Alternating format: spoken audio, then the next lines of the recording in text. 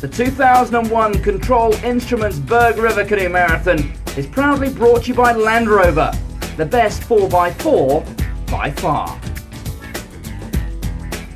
Only on Supersport, your channel of champions. In previous years, the Control Instruments Berg River Canoe Marathon has had its fair share of excitement and drama. What will 2001 have in store for the paddlers?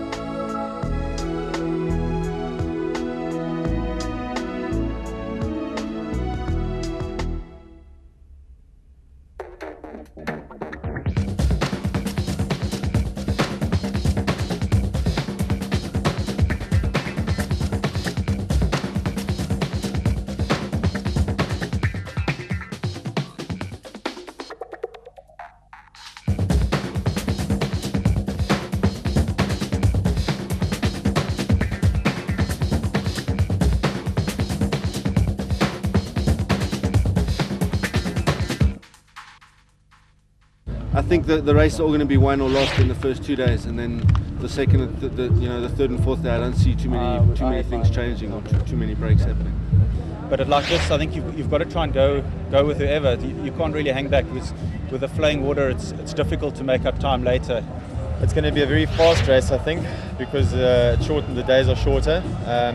But there are going to be a couple of tricky areas as well, to be like shortcuts where people are going to know, because the water's flat, it's banks, etc. So they'll be able to cut over banks and corners and stuff like that. So that's going to make things a little bit more tricky as well. I'm liking the water, and I think it's going to make the things more level for all the guys. So I think we are dark horses in this race. The first day of the 40th Control Instruments Berg Canoe Marathon 2001 from Paarl to Zonkersdrift runs up to a total of 59.1 kilometres, and this could arguably be the most technical route of the 4-day event. It's difficult to win it on the first day, but you certainly can't lose it. Anyway, it's shortly after 9:30. It's been raining non-stop for the past 2 days, and the weathermen are expecting more today. 250 odd paddlers go onto the water, and this is the official start. It's wet, it's cold, and eventually they hope to get to Feldrift.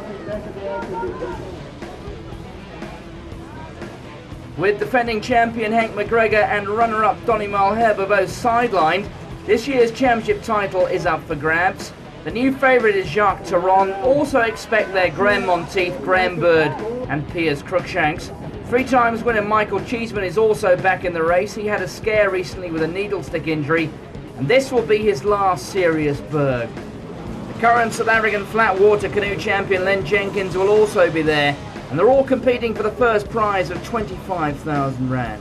But look out for the local contingent. Western Province haven't had a winner for 13 years, so look out for Graham Solomon, Peter Cole, Martin Dreyer and the Van Deventer brothers.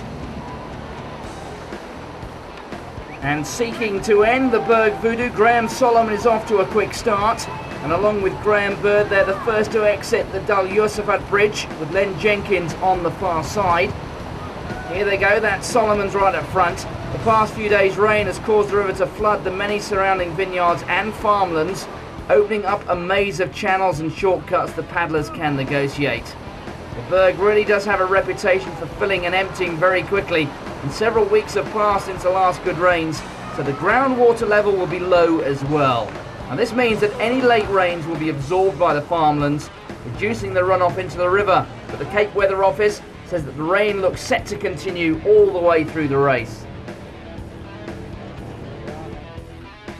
Just passing Lady Lockbridge, and with the paddlers now having split up, it's Michael Cheeseman, Martin Dreyer and Gert van Deventer who take an early lead ahead of Jacques Taron, Len Jenkins, Graham Monteith and Graham Berg. The Berg River really is the Tour de France of the canoeing sport, and despite the weather, spectators line the banks encouraging the paddlers and giving them the much needed support the competitors crave in conditions like this.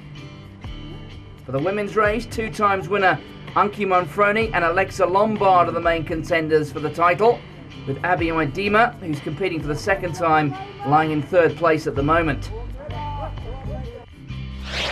This is going to serve as an illustration of just how the water levels have changed. This is last year's Skulky Bridge. And this time around it's going to be a frightening reminder for Graham Solomon, who 8 years ago got caught under the bridge and almost lost his life. Well, this year the paddlers will have no problem at Skulky Bridge, as the level of the river has completely submerged it. Last year's winner, Jean Wilson, tracks the women's race from the riverbanks. Jean, who usually dominates the women's race, is not competing this year because of pregnancy and watches the battle between Alexa and Anki. The Berg River runs through the heart of the Boland, and as the blue train makes its way through the vineyards and wheat fields, it's a clear indication that winter has finally arrived in the mother city. The Berg River has burst its banks by hundreds of metres, making it more difficult for paddlers to choose the right line and to find the mainstream down to the finish at Sonker's Drift. Disaster has struck, with Michael Cheeseman taking a wrong line through the trees at Herman Bridge, and race favourite Jacques Taron loses his paddle in a tree block. With disaster having struck early in the race for Cheeseman and Taron, it's Graham Solomon who reaches the finish at Sonker's Drift first in a time of 3 hours and 38 minutes. 2 minutes behind and its teammates Peter Cole, Martin Dreyer and Chris van Deventer, who make it a clean sweep for Western Province and take the top 4 positions on the first day.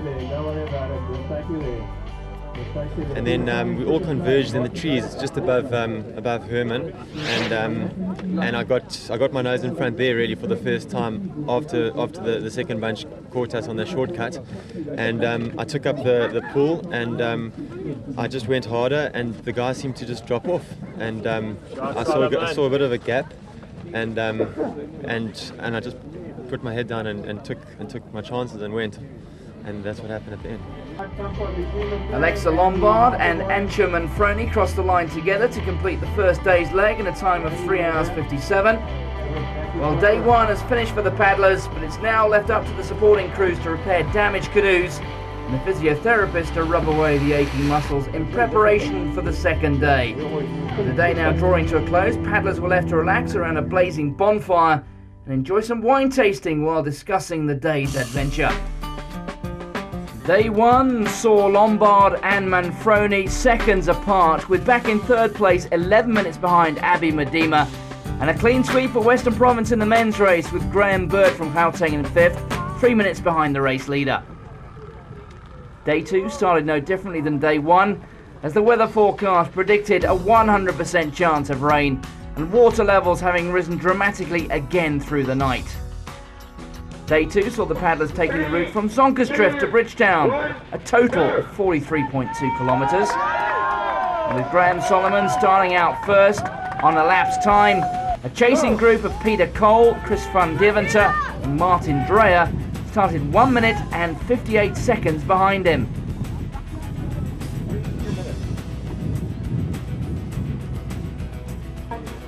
Graham Berg from Gauteng was next to start, followed by Gert van Deventer and Len Jenkins. The big task awaited Graham Berg, as he will have to make up the 3-minute difference between himself and the current race leaders. Next to leave were the women, as Manfroni and Lombard would try and outmaneuver each other, not knowing what lies ahead. After the first 49 paddlers left on elapsed times, the rest of the field was set off in batches. Okay,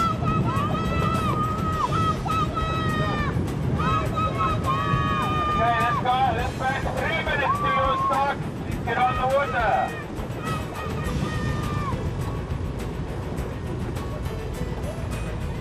The Cape paddlers had an agreement that they would now work together. Now this meant that Solomon would let Cole, van Deventer and Dreyer catch him up.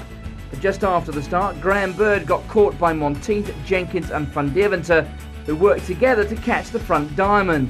At one stage, Jenkins and Berg managed to come within 50 seconds of the front runners. Back in the women's race, it was a two-way struggle between Alexa Lombard and Antje Manfroni, with Abby Medema still securing third place.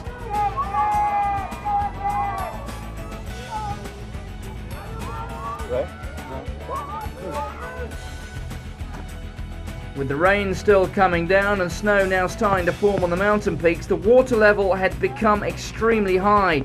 This meant that the paddlers would now have to be really sharp and a lot earlier in picking their lines because of the sheer speed and strength of the water current. There's another victim of a tree block, and this paddler's going to have to slowly make his way to a supporting crew. The support crews will now have to make their way from Gouda Bridge to Driekeuvels Weir, as the railway bridge road had been closed due to heavy rainfalls which caused floods. The rain really belting down. The 4 Western Province paddlers passed the Black Rock Rapid, another point in the river which is also non-existent this year. Even though they have a comfortable lead, they know that in the second diamond there are some big paddlers like Len Jenkins. He's the current South African marathon champion in K1 and K2. And he's just completed the Sprint World Cup event in Copenhagen, also breaking records this year in the Doozy Marathon. Also in that group, Graham Berg, who's made the South African team for 10 years in a row, and he's got 18 South African titles and international titles, as well as Graham Monteith. He's competing in his 24th straight Berg. He's also got 10 Springbok caps. The weather seems to be clearing up, but the roads and the river are proof of just how much water this region has seen in the last couple of days.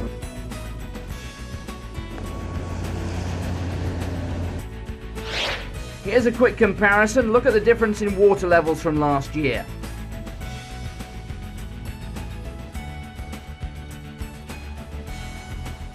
With the 4 Cape Townians still leading the race, Bird and Jenkins have broken away from Monteith and Van Deventer and are working together to challenge the leaders.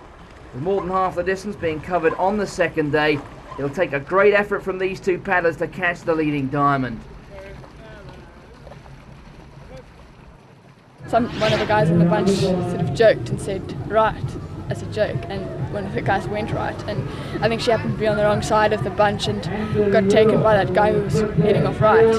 So then the bunch sort of split, and I got onto the guys who were going the right way, and I said, like, let's go, you know, and we managed to sort of pull away and slowly get like ahead, because then it worked into 4 of us, and they were looking after me a lot. And then towards the end, the guys who I was with got a bit tired because they'd been looking after me, so I managed to have a bit more strength and help them a bit.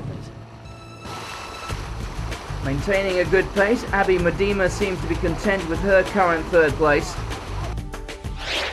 The Drieheuvels Weir, a well-known landmark in this race for the paddler who know that the finish is just 15 minutes or so away.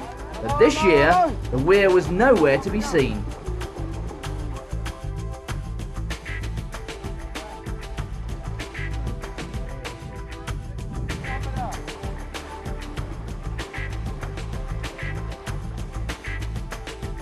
Basically, as I said, I went off at a steady pace, you know, and the guys worked nicely behind, and they caught up to me. And then when all 4 of us, because we're all from Western Province, we worked nicely together, and we just kept it steady throughout the day. We could see the guys making inroads from behind, you know, but it was really coming up and down, you know, and we could see that they were working quite hard, and we just kept a steady pace going, and we ended up 2 minutes odd ahead of them today, you know, in a bunch of 4, which is an ideal position for us at the moment. Alexa Lombard has done well to capitalise on an error in judgment by Antje Manfroni, who finished in 2nd place. And this puts her 3 minutes ahead of Manfroni, who finished in a time of 3 hours and 57 seconds. What happened to your head? When I went under a tree, there was a little stumpy sticking out. Yeah? And I didn't duck low enough.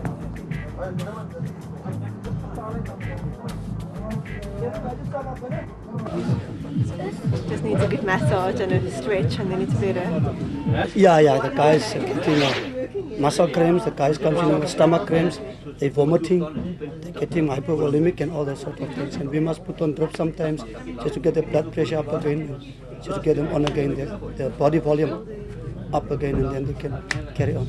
But as the race goes on, we're getting different kinds of results.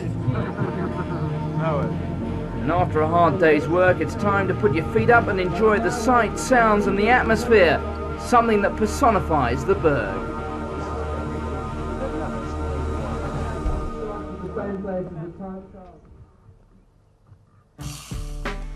Looking at the results of day 2, Alexa Lombard has pulled a 3-minute gap over Antje Manfroni, and Abby Medema is a full 6.5 minutes off the pace.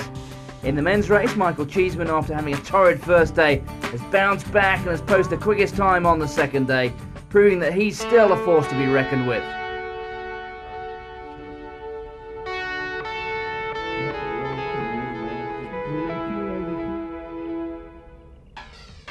It's It's a cold and misty morning that greets the paddlers at Misverstand Dam, where they'll kick off on the 55-kilometre stage to Zoutkloof.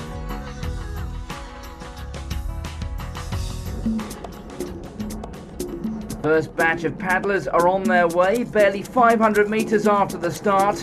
A quick 300-metre portage took them around the dam wall.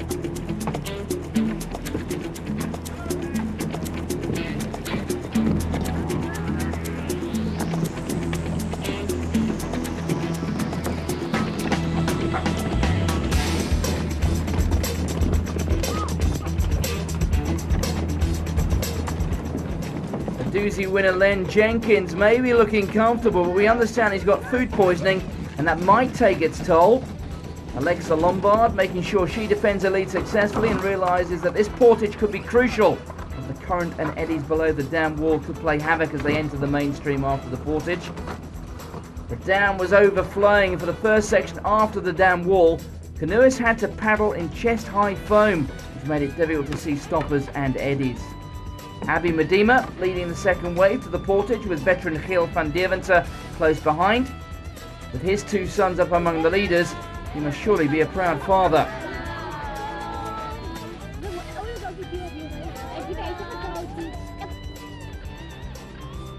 The team prize money of 30,000 rand is there for the taking for the Western Province contingent, but now Cole, van Deventer and Dreyer have dropped back to the second diamond, leaving Solomon on his own to fight off the onslaught from Gauteng.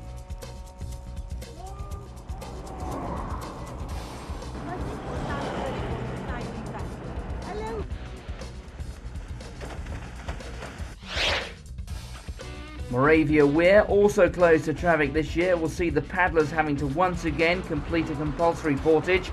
This in itself could rearrange the positions of the paddlers. Solomon playing it safe and making it a clean and effective portage. He can't afford to be impatient here. Cruikshanks and the veteran Monteith are working hard for the Gauteng team. Meanwhile, Anshuman Froni is starting to feel the strain.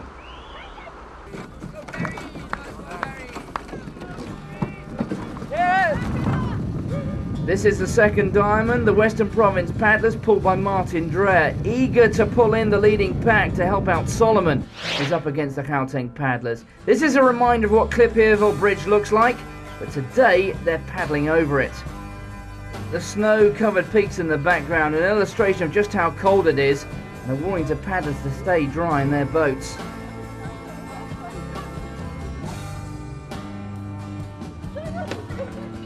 Nick Longley succumbs to the effects of following Cheeseman, who decided to take a long shortcut, throwing them way off the leading pack.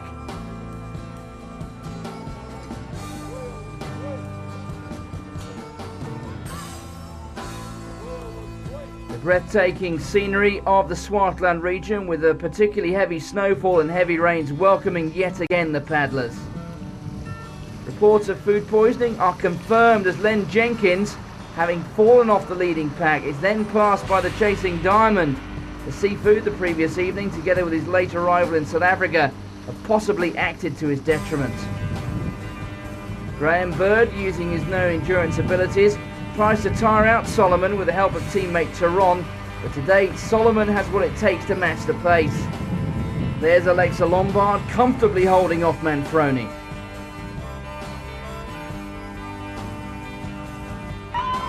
Solomon comfortably holds off the challenge from the two Gauteng paddlers, with Jacques Tyrone taking line honours for the third day. With the spectators looking on, Peter Cole brings in the chasing pack of Western Province paddlers, tightening their grip on the provincial team prize. Meanwhile, Alexa Lombard has a 15-minute lead on Manfroni. Today was always going to be a difficult day. It was going to be a tactical day. With Solomon and the other three KPs making a break for it yesterday and the day before, and having a lead on us, the volleys were going to work together to try and pull back some time today. And, I have to thank Jacques Tyrone for the day. He looked after me for the first 2.5-3 hours today, and he really paddled well, and he deserves his win today. And I'm really glad that I could pull up some time on the three guys that were in front of me.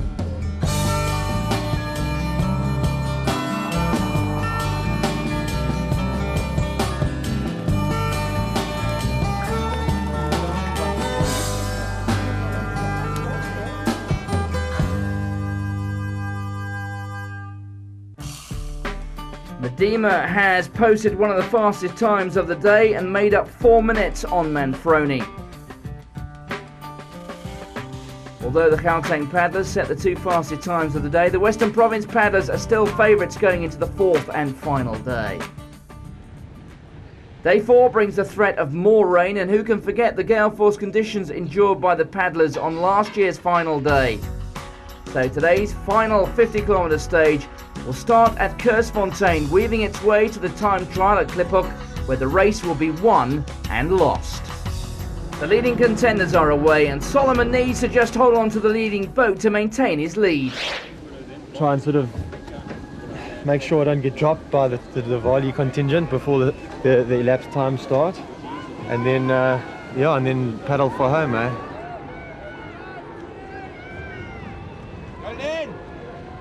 For those paddlers not competing for line honours, the challenge is merely completing the Berg. If all goes well, Alexa Lombard should hold on to a considerable lead today. The women don't compete in the time trial, and they will just push on to the end. Fitting closure to this scenic race, Veldrift is a comfort to the blistered, aching hands and bodies of more than 200 paddlers. Kliphoek, the start of the time trial and the start of the 15 kilometres for those new to the sport of canoeing.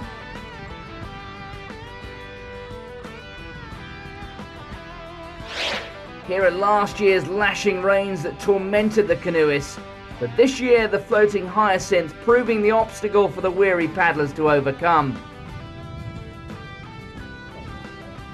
I don't think it's weak. I think once you got that yellow jersey on and you're out front, I think it's easy to be strong, even if you are suffering or weak a little bit. But you know, if we can pull Cheesy back in, and we can get Monty up there and Shark up there and Piers up there, maybe we can hurt him a little bit. And if we can hurt him enough that when he starts that last hour, 2 minutes in front of myself, and it looks like the other 3 KPs will start just behind me, we'll have a bunch of 4 chasing him down. And if we've hurt him enough, we possibly might be able to pull him in.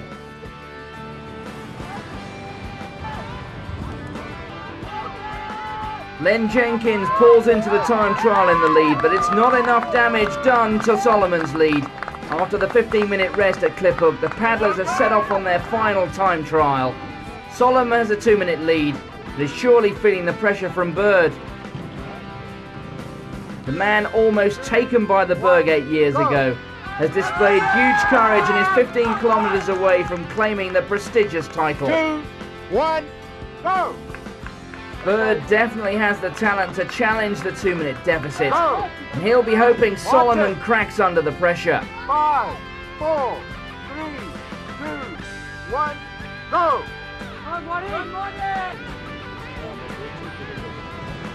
This year's finish at Veldrift Bridge sees spectators gathering to witness and welcome this year's winner of the Control Instruments Berg River Canoe Marathon. Overcoming a shallow water portage halfway to the finish, Solomon successfully defends a 1-minute lead on Berg to take the title.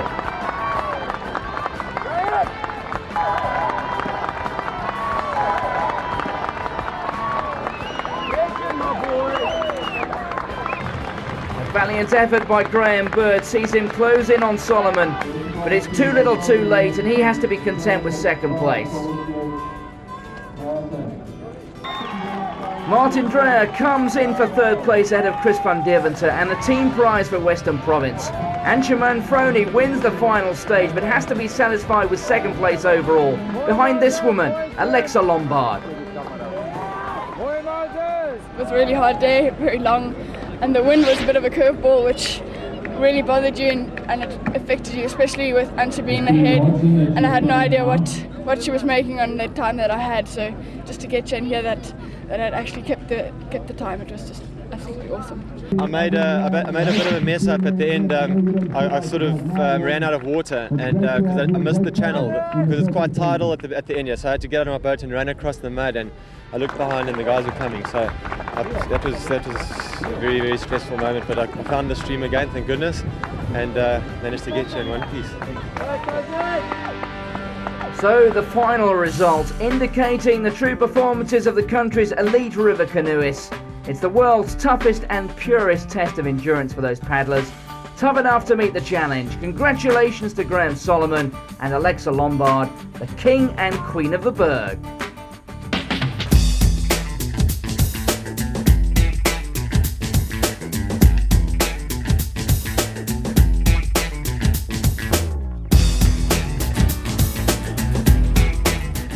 The 2001 Control Instruments Berg River Canoe Marathon was proudly brought to you by Land Rover, the best 4x4 by far. Only on Supersport, your channel of champions.